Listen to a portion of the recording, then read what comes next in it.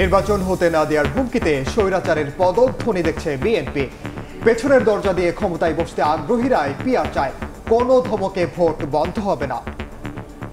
সবাই একটা অবাধ সুষ্ঠু নির্বাচন চাচ্ছে, সেই মুহূর্তে আনুপাতিক নির্বাচন একেবারেই উদ্দেশ্য প্রণোদিত, জটিলতা তৈরি করার জন্য। নির্বাচন হতে দেবেন না, মনে হচ্ছে সেই স্বৈরাচারীর যে আচরণ ছিল সেই ধরনের কথার পদধ্বনি ধমক দিয়ে থামিয়ে রাখা যাবে না নির্বাচনী অভিযাত্রাকে।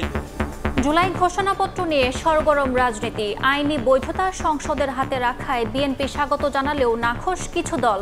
একটি দলের ভাবনার প্রকাশ দেখছে জামাত।